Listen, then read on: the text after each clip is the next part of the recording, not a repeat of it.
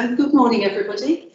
It's now 9:30. Can I welcome everyone to this meeting of Cabinet taking place in the Wharton Suite at the Winchester Guildhall. My name is Councillor Lucille Thompson and I'm Chair of Cabinet and Leader of the Council. Just a few housekeeping points to make before we begin. Can I advise that all the open parts of the meeting are being audio recorded and live streamed from the Council's website. In addition, a video recording of the meeting is being made and will be publicly available shortly afterwards on the Council's YouTube channel. Please can I remind participants to speak clearly and remember to use the microphone. And can everyone ensure that mobile phones and other electronic devices are either switched off or turned to silent. In the unlikely event that it is necessary to evacuate the building, the fire alarm will sound. Please follow any instructions given to you by staff or fire marshals. All fire exits are marked by the green exit signs. I know there's one over there by the steps. Please proceed quickly and calmly to the assembly point, which is in Abbey Gardens, and do not use the lift. Can I welcome the member of the public to the meeting this morning? When we get to public participation in the agenda, if you would like to come forward to the empty desk. Oh, apologies, Chair. We'll be speaking from their desk. You'll be speaking from your table. The microphone is activated by pressing the large button on the base, and you know you will have 3 minutes to make your contribution. A timer will appear on the screen to show you the time remaining. Welcome to everybody present. So let's get on with the agenda. I don't believe we have any apologies. We're not here. No, Chair. Thank you. Thank you. Item number 2 is membership of cabinet bodies. We've got a number of councillors to appoint to various bodies, but the first one is the Carroll Centre to the Board of Trustees to replace former councillor Eleanor Bell, and this is an appointment between now and May 2022. I've got 2 names on the wishing to stand for this position, so we'll have to take a vote. And the 2 names I have are Councillor Sue Cook and Councillor Kathleen Becker. Anyone in favour of Councillor Cook? No?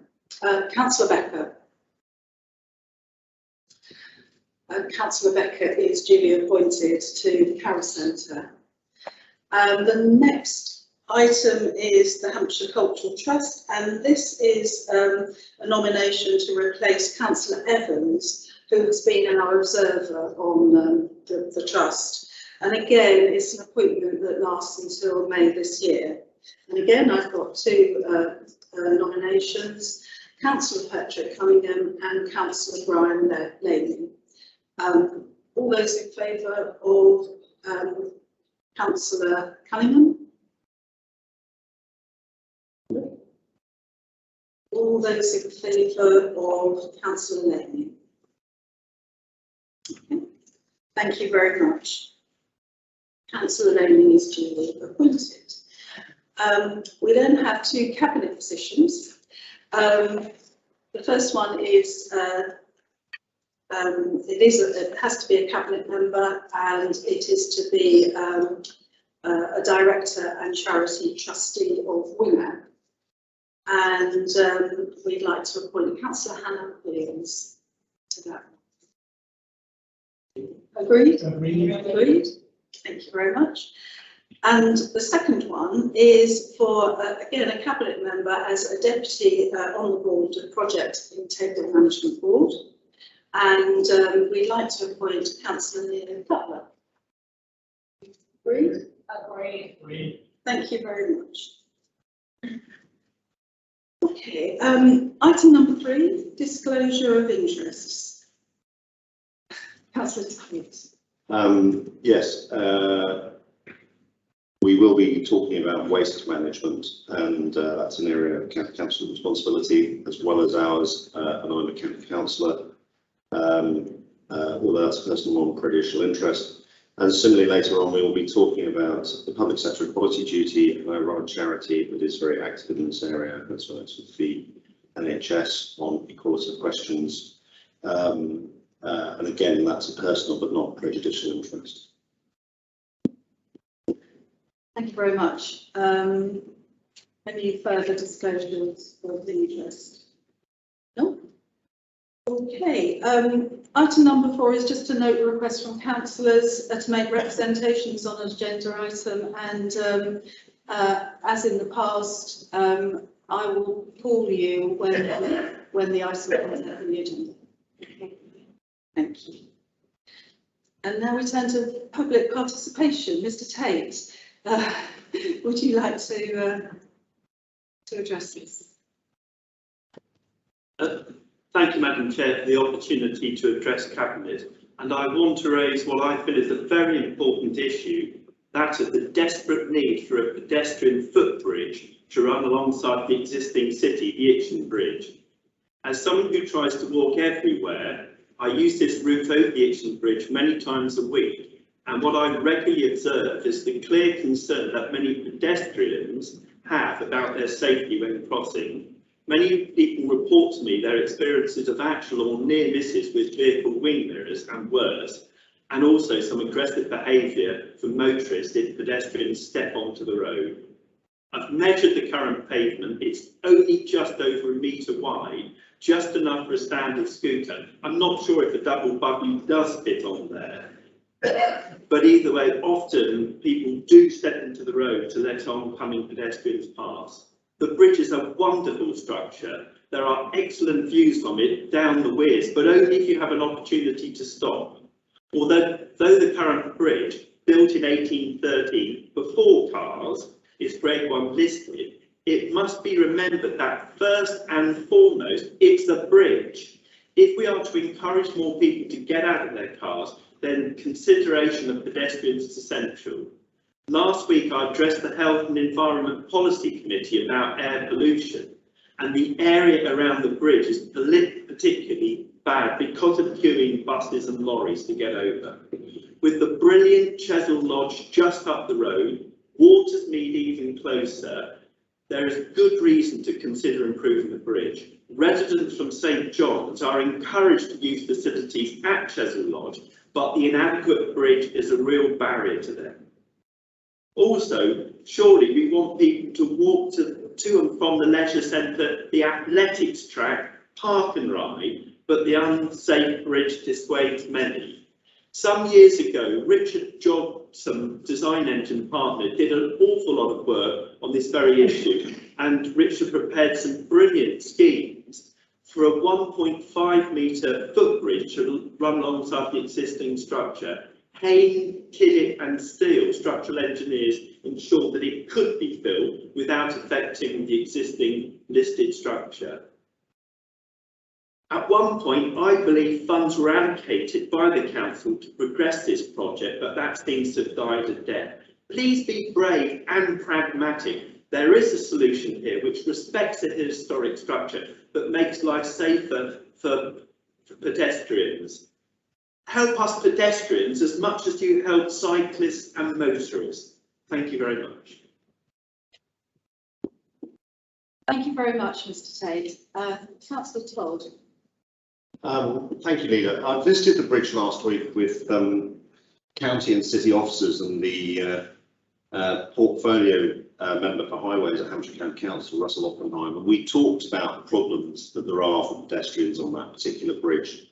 We talked about a range of potential options to tackle the issue, such as adding a side bridge, widening it, and also the route that is currently being most looked at through the movement strategy of bus gates or shuttle working after reduction of traffic in the city centre through the other measures of the Manchester movement strategy to enable us to expand the space on the bridge for the footway.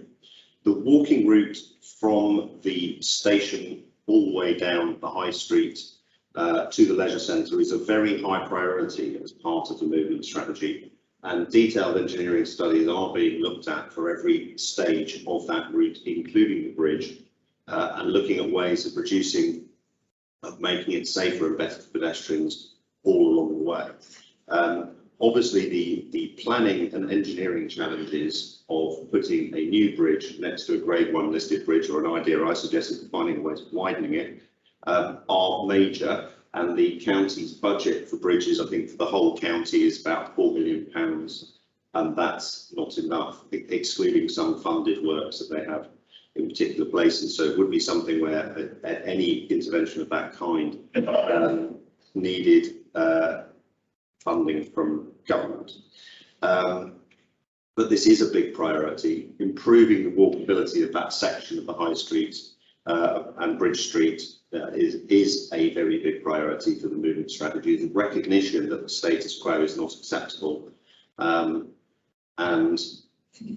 all options, with recognition that changes to highway arrangements are probably the most affordable and best options in the short and medium term, are being looked at, because it's certainly clearly the case that if the bridge is as unwalkable and unpedestrian friendly as it is now in 10 years' time, then we will not have succeeded with what we're trying to do to movement strategy. Thank you very much. So, Mr. Tate, I think it is on our list, and we definitely do want to do something about bridge. But obviously, it also concerns Hampshire too, as the Highway Authority. But thank you for your participation and for bringing the matter to our attention. We now move on to item number 6, and we've got a number of minutes to agree. Hope you've all had a chance to have a read of them. The first one is, can we agree the minutes of the 23rd of November? Agree. 8th of December.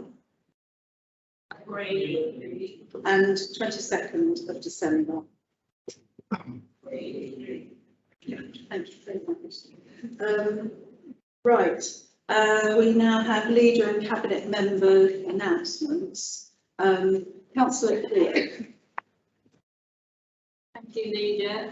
I would like to sing the praises of the team for the fly tipping, please. We have again had a very successful fly tipping prosecution. A lot of waste was left in Durley Way, consisting of wood, rubble, roofing materials, etc. And the magistrates imposed fines of £1,164.67. So well done, guys and girls.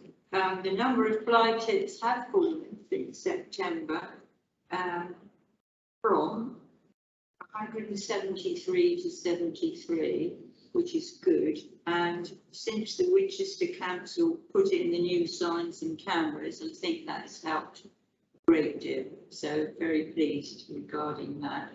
And on sports and physical activity side, I won't list everything, but we have several community projects coming forward. Football in Easter, and this is to do with the whole district, which is brilliant. And we have a rugby, gymnastics, dance, and we also have a sports club development programme, which involves many, many things. And we're hopeful that we can continue offering our successful, very successful house walks again. So just to let you know, they're all working hard on the sports and activity side as well. Thank you, Leader. Thank you very much. Councillor Cutler. Thank you, Leader. Again, mine is an announcement of a successful prosecution undertaken by the City Council. We've successfully prosecuted the owner of a Denmead mobile home park following reports of harassment and failure to keep the land in suitable condition for residents. The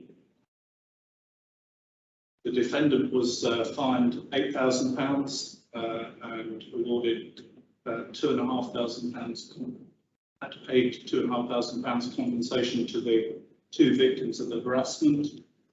Defendant and his company were fined a further £4,000 for failing to keep the site in this condition that under the terms of the licence, and had to pay compensation to all the residents, totaling £4,500.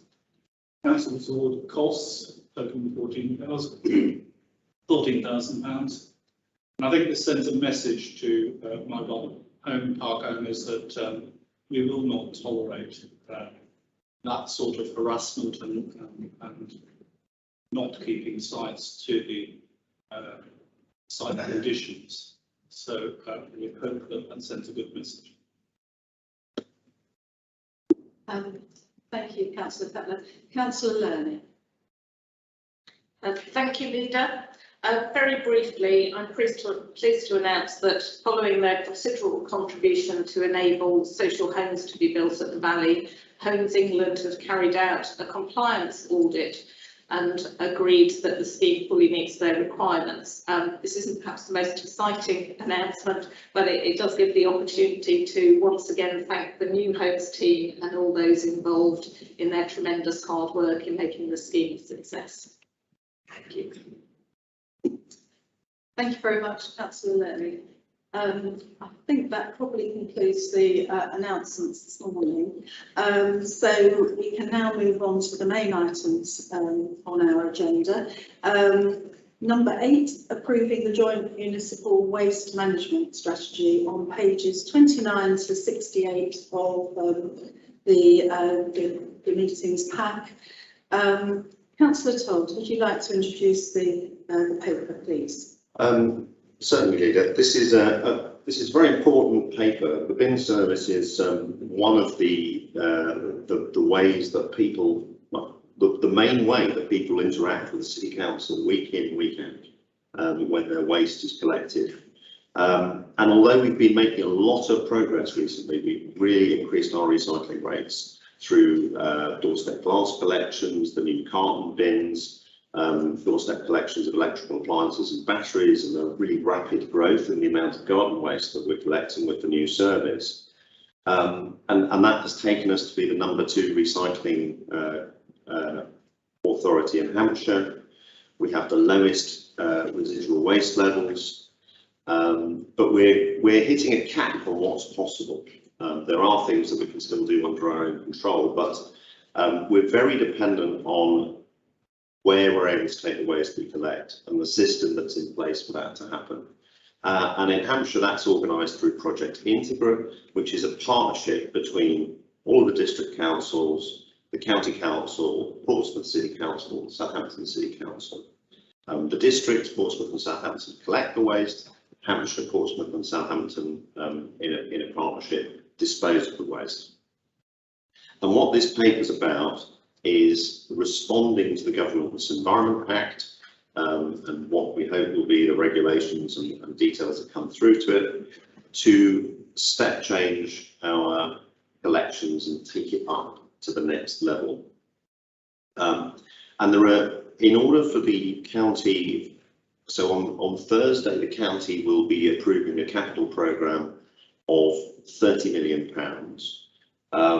to improve their infrastructure across Hampshire and allow us to recycle more, particularly in allowing pots, tubs and trays to go into the recycling bin and be recycled. I know those extra plastics are all things that people are very keen to see recycled.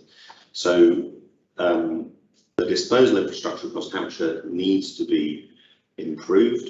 There needs to be a new material recycling facility to handle the new types of waste that are being collected. There need to be new transfer stations, which are where the bin lorries go when they're full of waste, for all the waste to be collected together and sorted into different amounts and then sent forward to either direct to recycling plants or to materials recycling facilities. All of that needs to happen, and for the county and Portsmouth and Southampton to be able to make that investment in the new infrastructure, they need to know that the districts are on board. And so district officers and county officers and unitary officers have all worked together to come up with a scheme that will enable us to dramatically increase our recycling. And the heart of that is what's called twin sort. So currently we have a green bin that has tins, cardboard and paper, plastic bottles in it. In future, it will have tins, plastic tubs and trays, glass, and that's it actually. And then the paper and cardboard will come out and be collected separately. So it's a big change. It will be a big change for us as an authority. As part of it, the government's expecting us to introduce food waste collections, although we're looking to see how we can do that more quickly than they want us to. And so it will mean new rounds for us. It may mean new vehicles. It will mean new bins. So a lot that we need to do, and the county's looking for commitments right across from all the districts to say that we will move forward in this way. We will move to the twin sort collections, and we will all broadly be taking a similar approach. It's less change for us than it is for many other local councils, but it's still a major change.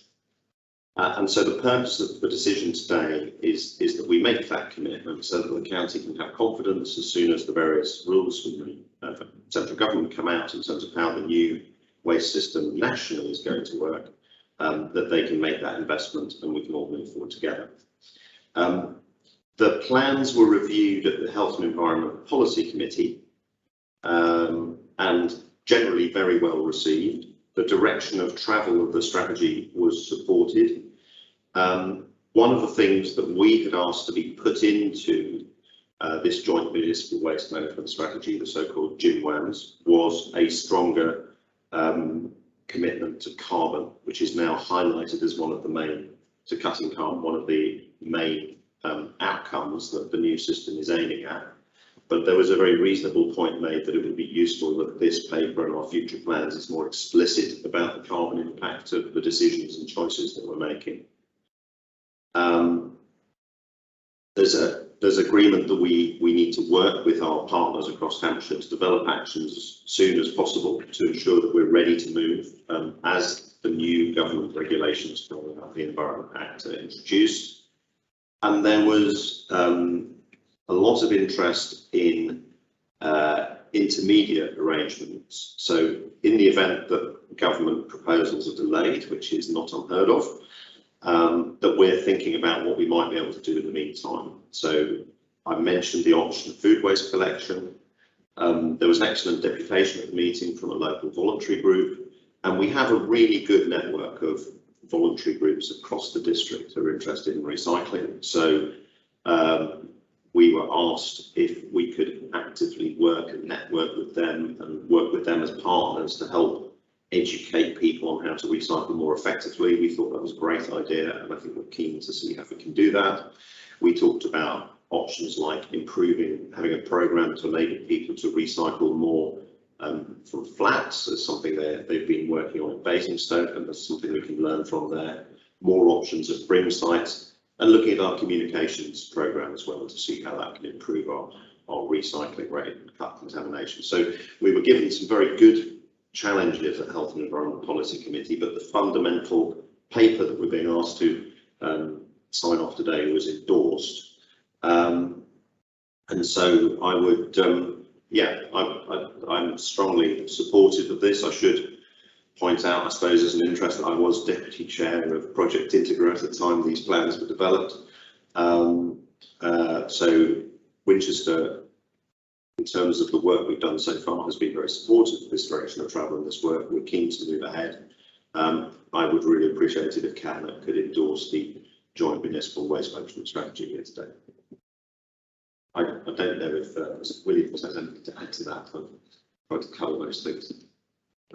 Yeah, I think it's a very good summary of the position. I think we're now awaiting the response of the government to its second consultation. It concluded in the summer.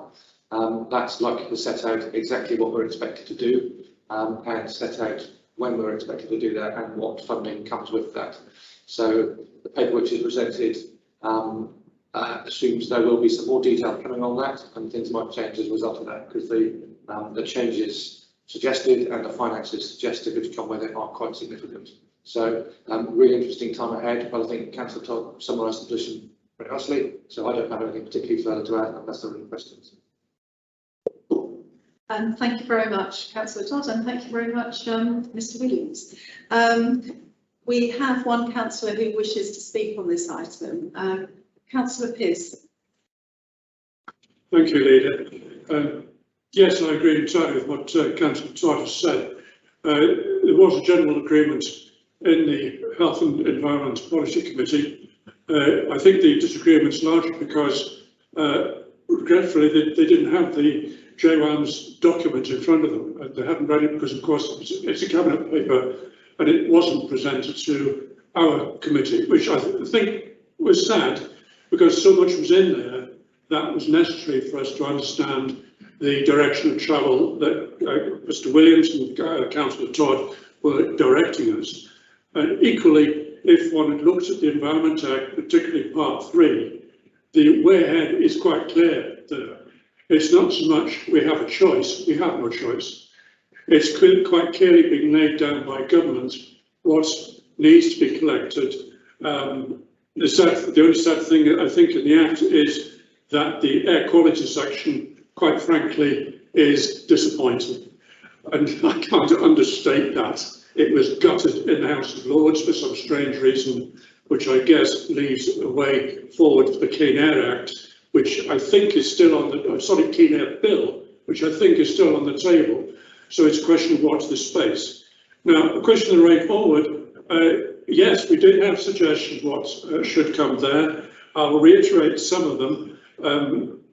First one, we need to put in train a real education service because the people who are going to have to do the primary sorting are the householders.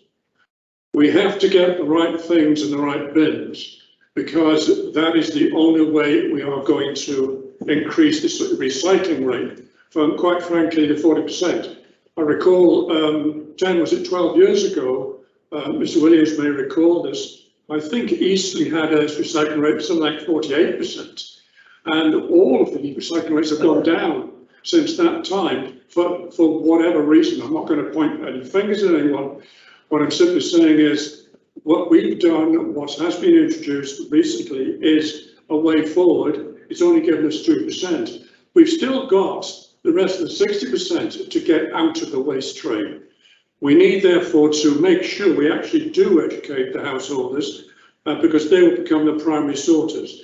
We've got to have a meaningful reduction in contamination, particularly within the dry recycle section. There are only 3 waste collection authorities so far have food collection. We have to learn lessons from them. Each has been doing it for the longest, but as yet we still have nowhere. Where is these aerobic digesters? Where is this food waste going to go? I didn't see anything in GenWANs, if I may use that abbreviation. Anaerobic digesters are very good, they do a brilliant job, but they produce methane gas. We could use that to produce electricity, but you still produce the same sort of gases that our household central heating produce. But that's got to be dealt with.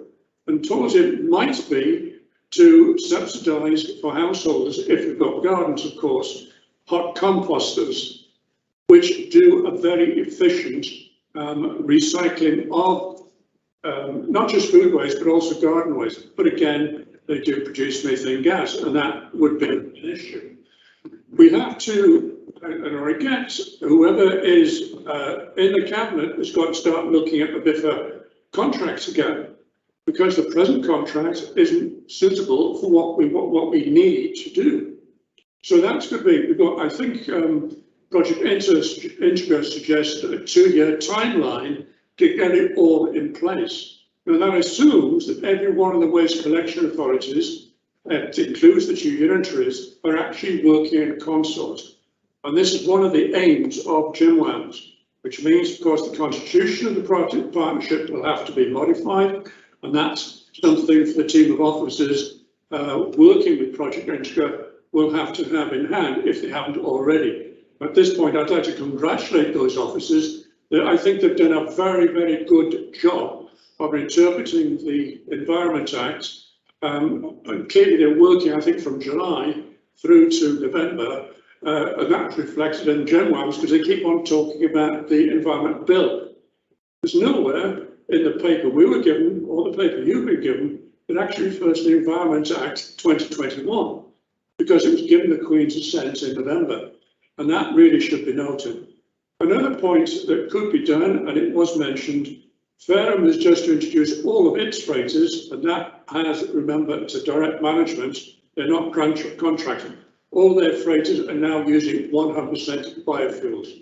You've got to think about it. Yes, Lucille, I'm aware of the time. Thank you. I'm finished. So I hope that's taken on board, but congratulations once again to the project interim officers, because I think they've done a fantastic job there. Thank you very much, Councillor Pearson, and for your congratulations to the team on the work that they've done on this. I just wonder whether Mr. Williams might want to comment on the current contract that we have with BIFA and the implications of the changes here. Yes, so we're actually 4 days away, I think, from the first anniversary of the new contract, which started on the 1st of February last year. So we made a lot of progress in the last year working with BIFA during COVID to make sure all the collections are continued and recycling rates go up, which is really positive. We've got another 7 years left on that contract, but we have started talking to BIFA about the new regulations which are likely to come in, and what we can do early, and how we might respond to whatever it is that comes out in government consultations. As Councillor Todd said, our system is not that dissimilar to what's being proposed for the future. It's potentially less changes than other authorities will have to do. So we are looking at what we do, but BIFA are working closely with us on the current service and how we change the service going forward to respond to these issues. Thank you very much. It's really good to know that we're kind of on the right track anyway.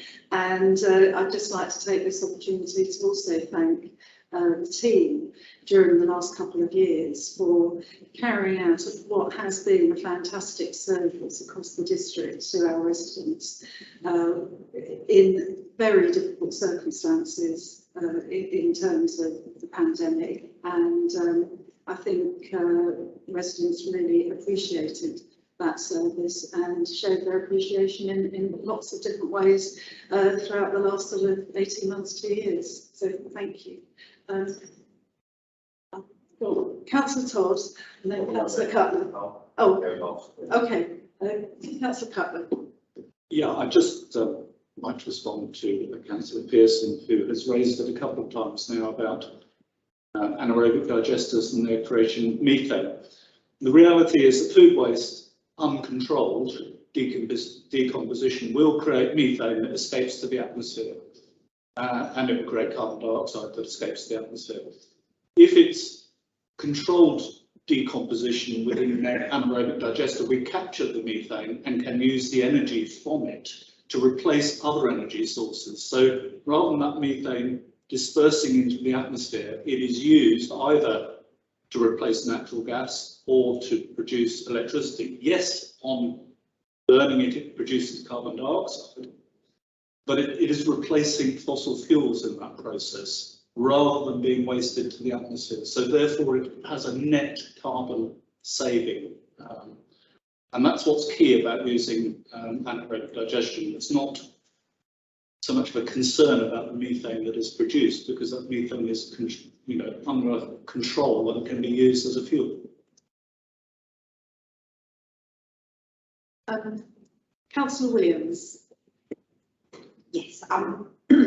Firstly, I would like to say I did agree with Frank's point about making sure that residents understand any new system that comes in, the complications.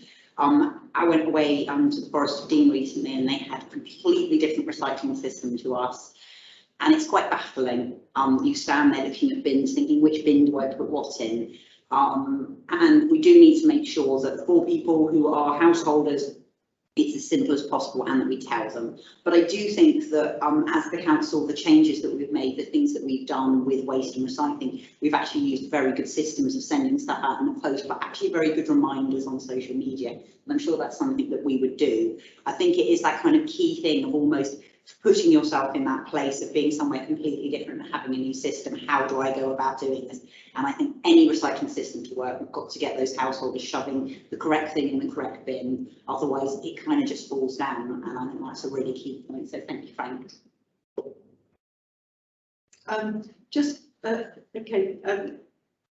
We are meant to be in questions at the moment, by the way, but no, that's fine, that's fine. So can I just ask if there are any questions before we sort of... Councillor Gordon. Yeah, I'm curious. I mean, one of the big critical things to recycle is plastics, but there is a problem with the disposing of them because the market has dropped.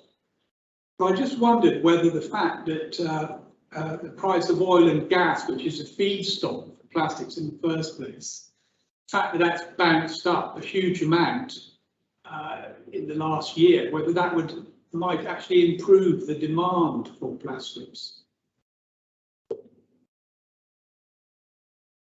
I think in terms of plastics recycling and everything that goes with it, the big game changer in this whole setup is what's called extended producer responsibility. So the historic issue from some recyclable materials is that there hasn't been a market for what you collect, even though it might in theory be recyclable. And what is going to change, has changed in the Environment Act and will change once they introduce the details of the scheme, is so-called extended producer responsibility, which effectively says that if something is recyclable and the market doesn't pay for it, then the product manufacturer has to write a check in order to sort of cover the cost of that. So they pay a fee, or they have to take responsibility that the material will be recycled. And in practice, I mean, I was living in Germany working for a packaged goods company when they introduced the same system in the 90s. And what it means is that for every packet that people make, the manufacturer pays a fee. And if there isn't recycling infrastructure, effectively, they have to pay for it, but that money is used to put that recycling infrastructure in place. Can Mr. Williams correct me if I'm getting this wrong? So the market failure that we've sometimes seen with some materials will be adjusted through this mechanism, and that impact is likely to be considerably higher than any difference in plastic costs you might see as a result of changes in oil prices. I mean, put it like this, in the 1990s, the so-called green dot, which was the chart that we played to the German extended producer responsibility company, DSD, was about, as I recall, 1 cent for a cardboard box, and it was about 15 cents for a complex laminate, like a toothpaste tube or a complicated piece of packaging. And there was a sliding scale in between. So it's not trivial in terms of the costs that the manufacturers need to pick up. So there is going to be a lot of impact on the choices that manufacturers use about how to package materials. And there is also going to be money available to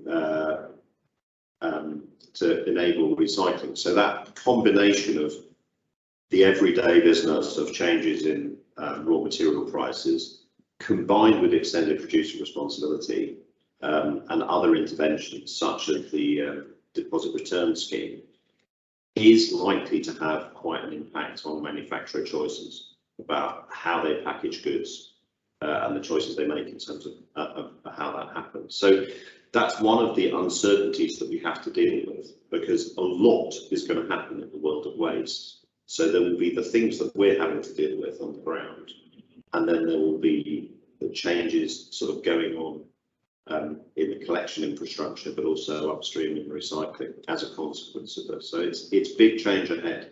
which will make this more challenging for us. I don't know if it's helpful to address some of the other comments people have made now, or if people have other questions. And I sum them all up at the end. Any further questions? So debate. We've had a bit of debate already, but Councillor Todd, do you want to just move to sum up? Yes, thank you very much indeed. So thank you. I think that's been some very helpful comments, and I'm glad that everybody is supportive of what we're doing. Several comments made about communications. We have actually been very effective with our communications. You know, we have introduced a lot of change, and we have done so effectively, and communications has been at the heart of that. It led to the effective glass transition. It led to record garden waste collections. And again, my experience, dare I say, in the world of packaged goods in the past is that it isn't just about sending leaflets to people and doing social media, although that is one of the things that we have done. It is actually about system design. So you have to get the entire system designed to help people take the behaviours that we want them to take. You know, it will be about, for example, getting information onto the bins. We've been talking to people in Basingstoke about what they've done in flats. What they realised there was that the way that you got more people to recycle wasn't necessarily to just shout at people, but it was to make sure that people who live in flats have the containers they need in the flat to be able to manage their recycling. Because if you can actually get people sorting the waste effectively inside the home, the battle to get people putting the right waste in the right bins is half won at that point. So actually supporting people at every stage of the recycling process, and I think this is something where the voluntary sector can also help, will be really helpful. One of the other things that people have learned about how to help people recycle effectively is that actually the most important thing is to tell people what not to put in a bin, not what they should put in a bin, because often that's the clarification of the things that people are getting wrong. I share Councillor Pearson's question about food waste, and we have at Project Integra meetings and at the County Council repeatedly asked about food waste capacity, and there is a study going on at the moment to check that there is enough food waste capacity, but the current belief is that the private sector is providing enough capacity and there isn't need for Project Integra to invest in this, although that remains under review. The other point I would make is, which comes back to the contract question, there were actually choices that we could make in terms of what joint municipal waste management looks like. The default model what the government wanted, so-called curbside sort, where every single material is sorted separately, and so you have trucks with sort of 10 different containers driving around, or 7 different containers, and the sorting is done at the roadside. The choice to go with twin sort is that it's much more efficient, it's closer to what we're already doing, and will get as good results. So, you know, if you think about it, currently we have broadly 2 big bins, the black bin and the green bin, and a specialist bin, which at the moment is a glass bin. And in the future, we will aim to have a food waste bin next to it. In the future, we will still have 2 big bins, a slightly smaller black bin.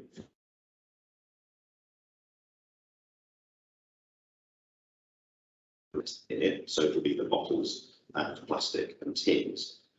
A different specialist bin, so instead of a glass bin, we'll have a paper and cardboard bin, and then food waste on site. So it's not radically different versus what we're doing at the moment, but it will lead to much better outcomes because there will be places to take this new waste option.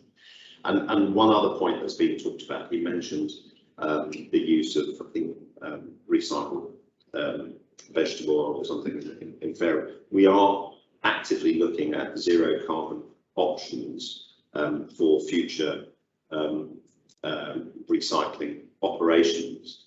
It's hard to see how we won't need more trucks as we look to the future, particularly once we have food waste collections in place, and we are looking to see what options we have in order to do that in a zero carbon way, with the proviso that we need the technology to be there that's suitable for use in a rural district such as ours. So some very good points made. They are things that we're thinking about and working hard on. But none of this will be possible unless we do have a joint municipal waste management strategy. So I would ask Cabinet to endorse it today. One point quickly in passing. We have had this paper out here, of course, since December, so there has been plenty of time for people who wanted to look at the details of the joint municipal waste management strategy to see it.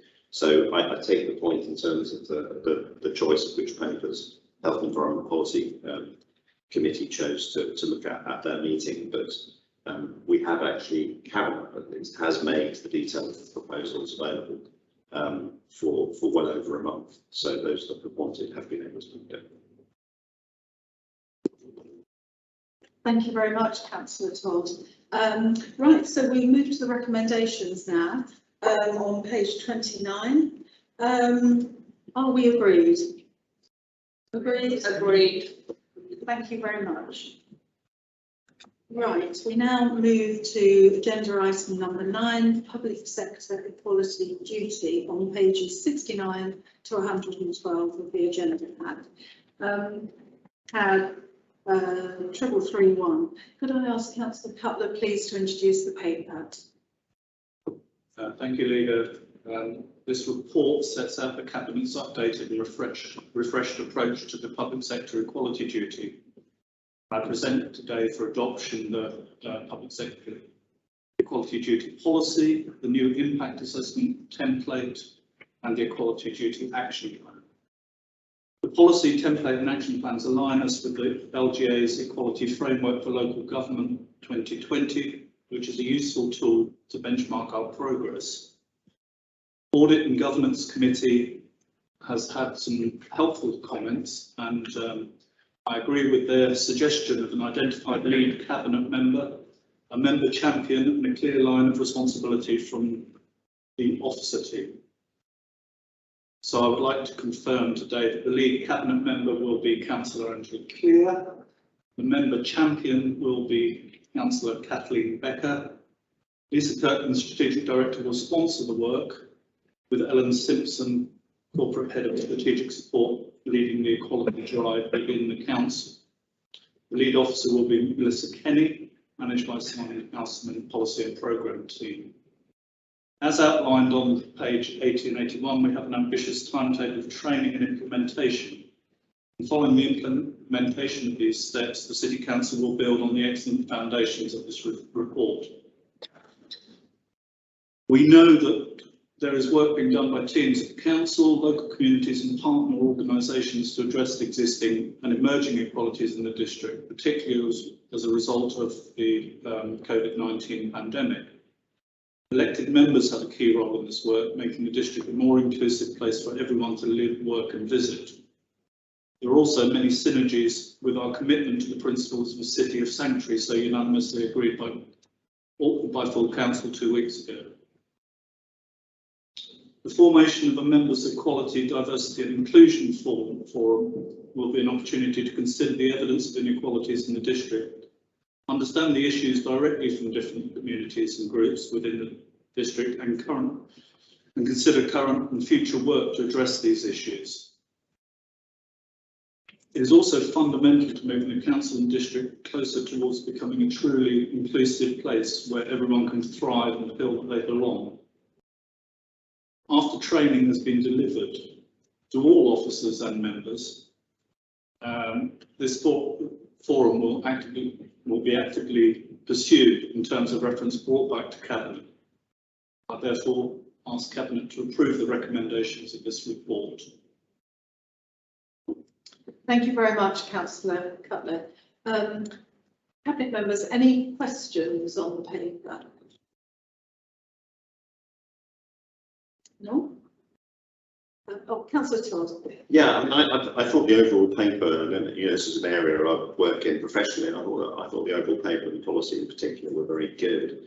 And I like the section that talks about developing and improving our consultation process, seeking to inform and involve all sections of the community, particularly disadvantaged and excluded groups, in the development of our policies and the services we provide. Because I think it is by understanding people who, sometimes have the greatest difficulty getting the support they need and the services that they need that we can improve. So I just wondered, how can we as cabinet members support that process? Councillor Cutler. I think what's important here is that the training that comes to all officers and members does include a recognition that it's important to hear what those groups have to say, rather than assume that we know what they think. And I think that's one of the key points that needs to be developed over time. And certainly post that training, which if you look at the timetable is fairly, we have fairly fast timetable for that. The development of the members forum will be key, and the members champion will also have a key role to drive forward the understanding that needs to happen. I don't know if Mrs. Kirkman's got anything to add there, because she'll obviously play the key role.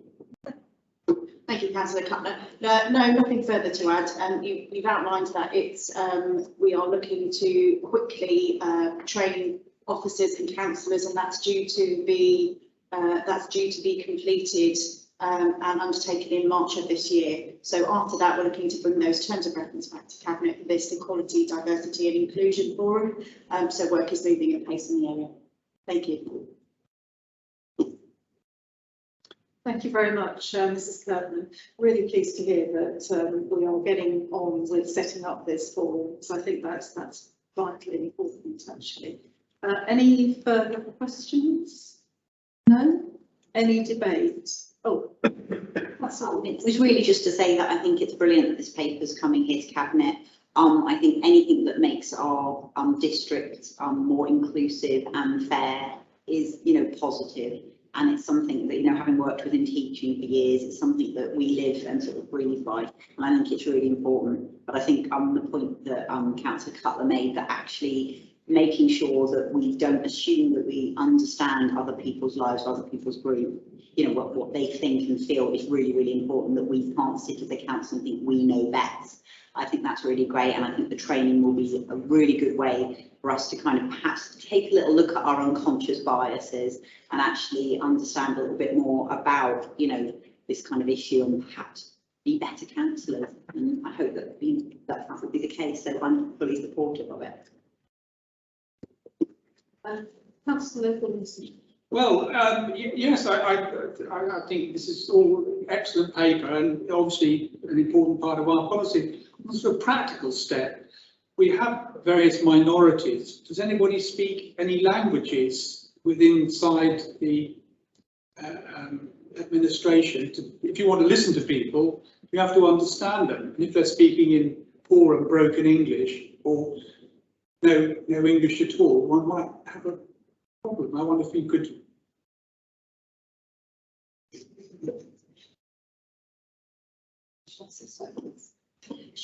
Shall I assist, Leader? The Council has access to a translation service for residents and communities whose first language may not be English, or that English may not be as strong as they need to express a complex matter with the Council, which is a symbol of authority. And certainly the Council has colleagues who are able to support residents and communities who may not have such a strong command of the spoken word, even if it is in their native tongue, to support them to express their views clearly. So we are able to provide that support from within the Council. Thank you very much for that clarification. Okay, Councillor Clear. Thank you, Leader. I would also brush up on my bit of French. I know my bit of Italian. I know, and we go from there. I just want to say that I welcome the opportunity as Cabinet Member for Communities and Wellbeing to take this on with groups. Training, yes, is essential, and I feel we should promote equality, diversity and inclusion in both policy and practice. And I look forward to working with Lisa, obviously, and get it going. Thank you. Councillor Learning. Thank you, Leader. I wanted to support both the paper and Councillor Williams' comments. I think somewhere like Manchester, we have a lot of loud voices, and it's really important that we understand the segments of society that we're missing, and sometimes we can get a bit too focused on particular people. I'm involved in a lot of consultations, given my portfolio, with a lot of developments going on and park plans and all the rest of it. And attending some of the consultation events, you do realise that people are missing. The voice of girls in particular is missing from a lot of our consultations, and young people generally have often quite a lot to contribute and a lot for us to think about, and we're not always very good at reaching them. In the past, I've done a lot of consultations in schools, presenting them with what's going to happen in their future and what they might be able to see coming down the line. And I think we do need to think about those kind of issues. And I think this is a great step forward, but we know that we've still got a lot of work to do in this area. Thank you very much. Councillor Cutler, to sum up. Well, just to sum up very briefly, I think it's been a useful show of commitment from the Cabinet that this is not just a tick box exercise. And I think we need to be clear that it's 10 years since this the original policy was created and hasn't been reviewed for that 10 years. What is crucial from now on is that that we maintain a momentum from this decision. So I think the appointment of the member champion, a lead in cabinet, and a clear officer line of responsibility on this is crucial to maintain action rather than just a tick box policy. So I commend the recommendations and the fact that we've added a recommendation from the original paper to say that it will be reviewed in 4 years to make sure that it doesn't drift into obscurity. I know that Mrs. Kirkman is fully committed to this, so we will take this forward. Thank you very much, Councillor Cutler. So we move to the recommendations then. They are on pages 69 and 70. Cabinet, are we agreed? Agreed. Thank you very much. We now come to item 10 on our agenda, the decision to withdraw the decision we made on the 23rd of November 2021 in report CAB 3324. Councillor Loney, would you like to tell us why we're doing this? Thank you, Leader. The paper today looks to withdraw the decision made on the 23rd of November last year to approve the agreement for lease to the University of Southampton for the site known as the RPLC site. As detailed in this paper, the Council received a pre-action protocol letter which states the following ground of review. The Council decided to dispose of the land without giving notice of their intention to do so as required by the Local Government Act 1972, section 123 brackets 2A. This section specifically refers to land consisting of open space. The matters within the pre-action protocol letter have merit with respect to part of the land that was the subject of the previous decision, and the council can readily resolve the matter and has taken steps to do so by placing the adverts as described in this paper and indeed bringing this paper forward.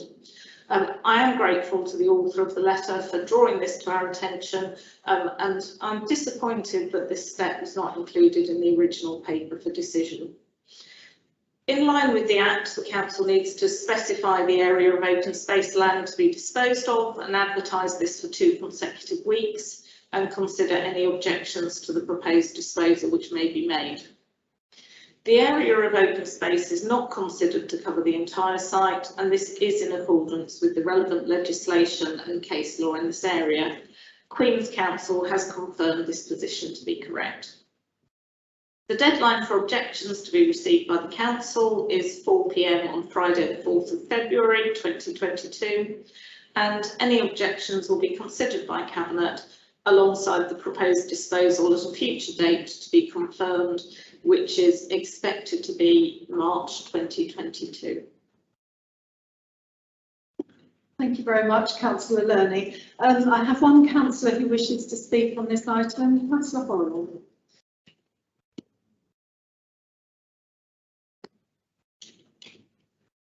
Chair, good morning, and thank you for allowing me to address Cabinet this morning for what is a hugely concerning decision, and that is that this administration has been forced to rescind a previous decision that was made incorrectly.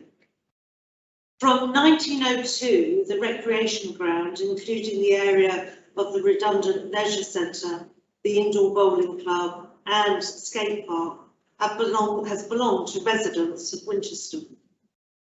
Before deciding to dispose of the site, the council was obliged to publicise its intention to dispose of any parts of the site which are open space and to consider any objections, as set out, as Councillor Lerney said, in the Local Government Act 1972. This was clearly not actioned, and so following the threat of legal action from residents, you've now decided to rescind the decision, advertise the disposal, and give us all the opportunity to object to the proposed leasehold disposal by February the 4th of this year, if we're so minded.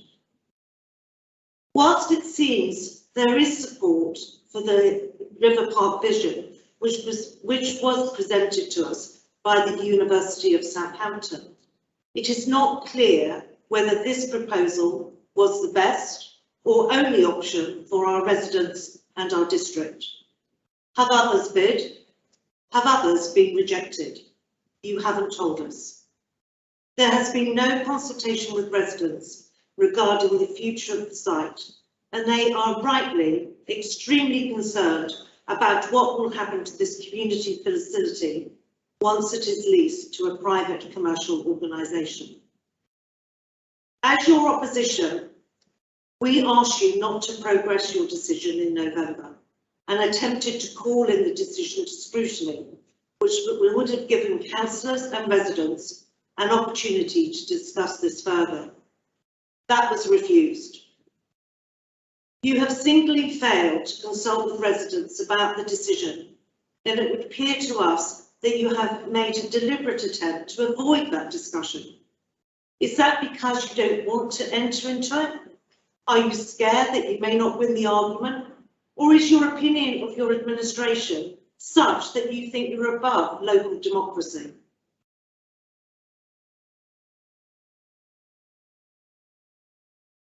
So well done to the residents who have stopped you in your tracks by raising this issue. Chair, as you take your previous decision off the table today, can I ask you to think about the next steps for this key project for the development of the city, before you simply race back to reapprove your decision? It's not just about the legal action, it's about the residents, their views, and indeed your councillors who haven't had the chance to participate. An open and transparent approach is needed. Residents and councillors should have their voices heard. Thank you, Chair.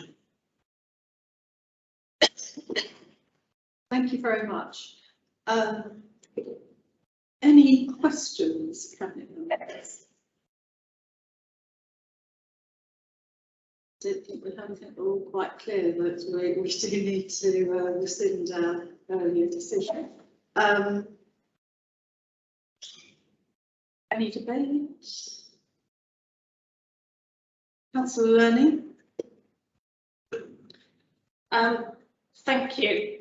I think it's important to say that this has come as part of a process. It didn't suddenly appear out of nowhere.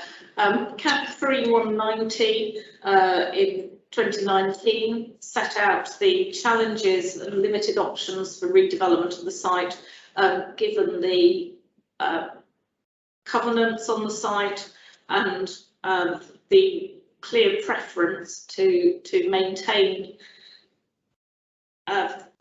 the use of the site for public benefit. And indeed, that paper set out, reaffirmed the decision of the previous administration led by Councillor Horrell, where CAB 3093 a year before in October 2018 set out it is envisaged that part of the site that currently has development in place will be redeveloped. This will need to be undertaken in the light of the financial pressures that are facing the council and will ideally generate revenue or a significant capital receipt. So that was agreed by Councillor Horrell's administration at the time. And indeed, when CAB 3190 was debated, Councillor Horrell requested assurance that the council seek best consideration for the site. Indeed, best consideration is achieved by taking opportunities when they arise, rather than going through constant dither and delay and going round in circles on this. Clearly, the Cabinet will consider any objections that come forward as required, and will take our decision in March in the light of those representations. But we are, in fact, following what was agreed by the previous administration to be a good course of action.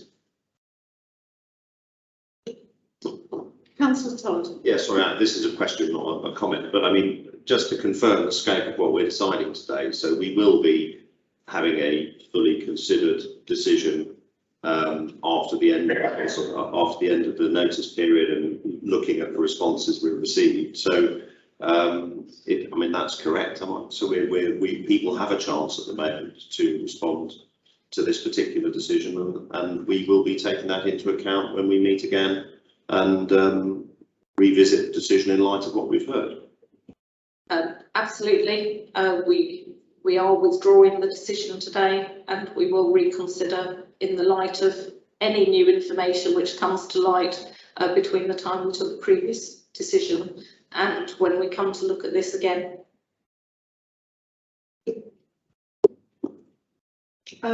Any further questions, debate? No? So if we could move to recommendations then on pages 113 and 114.